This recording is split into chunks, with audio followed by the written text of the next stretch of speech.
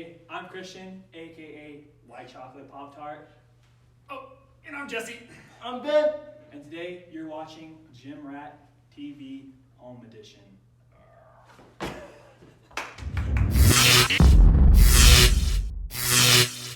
so today we're going to be talking about progression. So what progression is a stimulus that our body is always trying to adapt to. In normal terms, progression is just little intermediate steps or baby steps when you're trying to reach a goal. For example, let's say you're trying to run a marathon. So you wouldn't necessarily start your first day of training for a marathon by running a marathon. You would most likely start with something a little smaller, maybe start with a mile, and then the next week or the next workout try and hit 2 miles, and you just build off of that each time. And progression can actually apply to every kind of workout we do. Another way to understand progression is simply making it harder from session to session. There's a couple different variables that we're able to adjust to increase the overall intensity. One variable would be the load. That's how intense the movement is or how much weight we're lifting, especially in the gym. Another would be the frequency that we're doing the exercise. So how many times in a given week is it showing up in your program? The third and final would be manipulating our volume, or how many reps or how far you're going in a given workout. When we're in the gym, it's really easy to figure out what a progression is because we can base those things off of percentages. So if I'm trying to get better at the deadlifts, I can just over a 5-week period do 5 sets of 5 at 65% week 1, 75% week 2, 85% week 3, and I'm going to get better just because I'm increasing the load each week.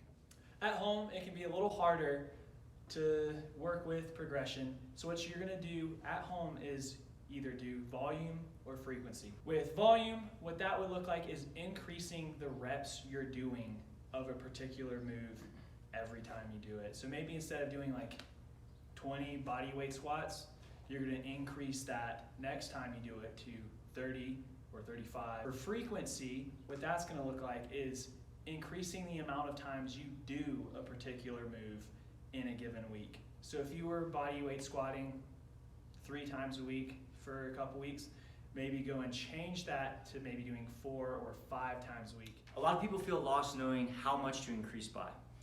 The rule is 10% every week. So you're gonna pick one of the variables, either load, frequency, or volume, and increase it by 10%. So that means if I was doing 100 push-ups, 10% of 100 would be 10. So the next week I would try to do 110. You cannot keep this up indefinitely.